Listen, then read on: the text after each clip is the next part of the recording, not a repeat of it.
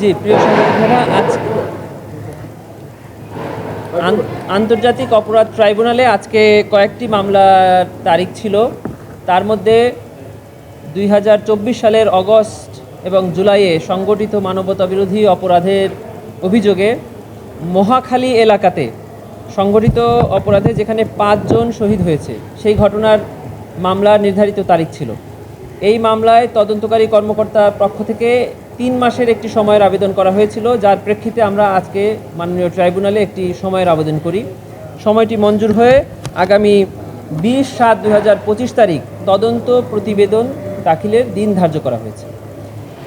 ট্রাইব্যুনালে আরেকটি মামলা ছিল জুলাই গণঅভ্যুত্থানের সময় মোহাম্মদপুরে সংগঠিত যে মানবতাবিরোধী অপরাধ, সেই মামলায় মোহাম্মদ ওমর ফারুক নামে একজন আনসার সদস্য তদন্তকারী কর্মকর্তা পেয়েছে যে এই আনসার সদস্য একদম ঠান্ডা মাথায় আন্দোলনকারীরা ছাত্র জনতারা একটি রাস্তার পাশে জড়ো হয়ে আছে, একদম তারা কোনো আন্দোলনে অংশগ্রহণ করছে না বা তারা কোনো ইট পাটকেলও নিক্ষেপ করছে না, একদম দাঁড়িয়ে আছে। তাদের কাছে গিয়ে ঠান্ডা মাথায় গুলি করে ওখানে একজনকে হত্যা করলো। এই অভিযোগের ভিত্তিতে মোহাম্মদ ওমর ফারুক আনসার সদস্য, তাকে ট্রাইব্যুনালের আদেশে আইন শৃঙ্খলা বাহিনী গ্রেফতার করেছে। তাকে আমরা জিজ্ঞাসাবাদের আবেদন জানিয়েছিলাম। মাননীয় ট্রাইব্যুনাল এই আবেদন মঞ্জুর করে 27/4 তারিখে তদন্ত সংস্থায় তাকে জিজ্ঞাসাবাদের অনুমতি দিয়েছে।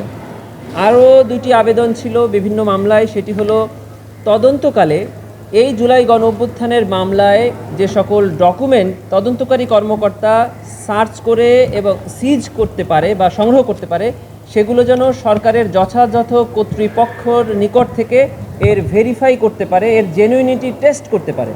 সেই আবেদন আমরা করেছিলাম। 2টি আবেদনই মাননীয় ট্রাইব্যুনাল মঞ্জুর করেছে। এই হলো আজকে। না, একটা বিষয় হচ্ছে যে আপনারা বলছেন যে 4টা মামলা তদন্ত চূড়ান্ত পর্যায়ে রেখেছেন। একটা হচ্ছে শেখ হাসিনার মামলা, জি, আশুলিয়ায় লাশ পোড়ানোর মামলা, চাংখারপুলের মামলা, তারপর হচ্ছে রামপুরার একটা মামলা, আর যাত্রাবাড়ি। এই কটি মামলা মোটামুটি আপনাদের চূড়ান্ত পর্যায়ে রয়েছে। কিন্তু দ্বিতীয় যে মামলা আওয়ামী লীগের ওবায়দুল কাদের থেকে শুরু করে 45 জনের যে মামলা, ওই মামলা নিয়ে কোনো অগ্রগতির খবর আমরা এখনো পর্যন্ত পাইনি। সেটি আসলে কি অবস্থায় আছে? জি, আপনারা জানেন যে শেখ হাসিনা, ওবায়দুল কাদের সহ আওয়ামী লীগের এবং আইন শৃঙ্খলা বাহিনীর এই টপ কমান্ডার্সদের মামলাগুলো ট্রাইব্যুনালে হচ্ছে পার্সন ওয়াইজ, অর্থাৎ ব্যক্তিকেন্দ্রিক মামলা। যে এই ব্যক্তির বিরুদ্ধে কী কী অভিযোগ আসছে এবং এই ব্যক্তি মানবতাবিরোধী অপরাধ সংগঠনে কী কী কার্যক্রম করেছে, সেই সংক্রান্তে মামলা তদন্ত হচ্ছে, যাদেরকে আমরা আইনের ভাষায় বলি সুপিরিয়র কমান্ড রেসপন্সিবিলিটি। আর যে সকল ঘটনাস্থলে সরাসরি আমরা ঘটনাস্থলে অপরাধের অভিযোগ পাচ্ছি, সেই ঘটনাস্থল কেন্দ্রিক কিছু মামলা তদন্ত চলছে। যেমন আশুলিয়ায় লাশ পোড়ানো মামলা, তারপর রামপুরায়, এরপরে চাংখারপুল, এগুলো হচ্ছে ঘটনাস্থলের মামলা। তো এই যে সুপিরিয়র কমান্ড রেসপন্সিবিলিটির অভিযোগে যাদেরকে ওয়ারেন্ট অফ অ্যারেস্ট ইস্যু করা হয়েছে, তাদের মধ্যে অনেকেই এখন আস্তে আস্তে এই বিভিন্ন ঘটনাস্থলের মামলাতে ইনক্লুড হয়ে যাচ্ছে। এই টপ প্রায়োরিটি বা নৃশংস মামলাগুলোকে আমরা প্রায়োরিটি দিয়ে তদন্ত করছি এবং এগুলোর তদন্ত প্রতিবেদন আগে জমা দিচ্ছি, যার কারণে অন্যান্য মামলাগুলোর তদন্ত একটু ধীর গতি। তার মানে এই নয় যে তদন্ত থেমে আছে। প্রত্যেকটি মামলারই আলাদা আলাদা তদন্তকারী কর্মকর্তা নিয়োগ করা আছে, তারা আলাদাভাবেই সেই সকল মামলা তদন্ত করছে। ব্যক্তিকেন্দ্রিক যে মামলা, সেটিকে কেন আমরা শেখ হাসিনাকে প্রায়োরিটি দিচ্ছি, সেটা হলো উনি হলো অপরাধের নিউক্লিয়াস। ওনার ইনস্ট্রাকশনেই সকল অপরাধ হয়েছে। ওনার বিরুদ্ধে তদন্তটা যদি আমরা একটি চূড়ান্ত পর্যায়ে পৌঁছে যাই, ওই তদন্তের ভেতরেই আমরা তার সহযোগীদের অনেকখানি তদন্তের কার্যক্রম এগিয়ে নিতে পারবো। সেজন্য ওটি কমপ্লিট করে এইটির সাথে বাকিগুলোকে আমরা অ্যাটাচ করতে পারবো, যার কারণে আমাদের তদন্তটা আরও সহজ হবে। ভাই, ট্রাইব্যুনালে আমরা দেখেছি যে কোনো কেউ অভিযোগ দিতে পারে। এই যে অভিযোগ দেওয়ার পরে পরবর্তী পদক্ষেপটা কি হয় আসলে?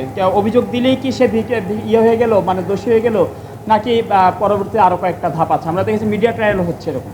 জি হ্যাঁ, আমিও কালকে দেখেছি যে ট্রাইব্যুনালে তদন্ত সংস্থা বা চিফ প্রসিকিউটর অফিসে যে কেউ এই ঘটনা সম্পর্কে জানেন অথবা এই ঘটনায় ক্ষতিগ্রস্ত যে কোনো ব্যক্তি ট্রাইব্যুনালে এসে কোনো অভিযোগ করতে পারে। এই অভিযোগটার ফর্ম হয় এমন যে তদন্তের আবেদন। ট্রাইব্যুনালে এই যে অভিযোগগুলো করা হয় এটি প্রসিকিউশন অফিসে করা হলে আমরা তদন্তকারী কর্মকর্তা বা তদন্ত সংস্থা এটি আমরা তদন্তের জন্য প্রেরণ করি।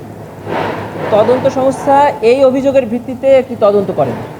তদন্ত কমপ্লিট হওয়ার পরে তদন্ত প্রতিবেদন তদন্তকারী কর্মকর্তা চিফ প্রসিকিউটর বরাবর প্রেরণ করেন। চিফ প্রসিকিউটর যদি স্যাটিসফাই হন তখনই কেবল উনি বাদী হয়ে ট্রাইব্যুনালে মামলা করার জন্য আবেদন করেন, তখন থেকেই মামলা শুরু হয়।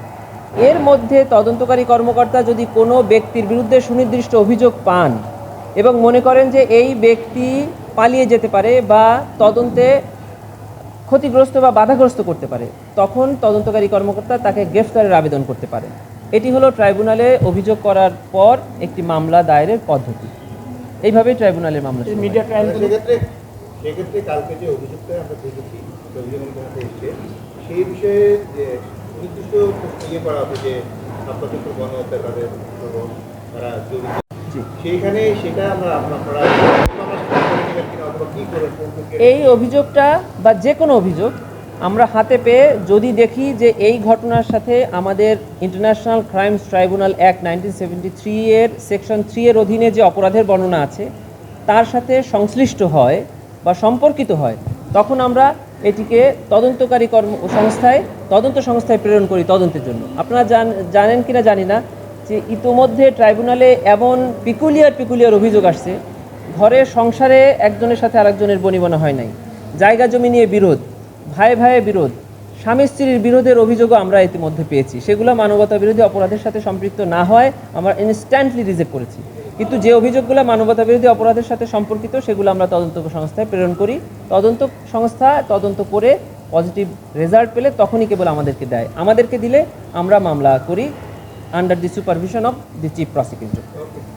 কেউ কেউ বলে এটাই সবচেয়ে বড় মানবতাবিরোধী অপরাধ। স্বামী স্ত্রীর মধ্যে গন্ডগোলের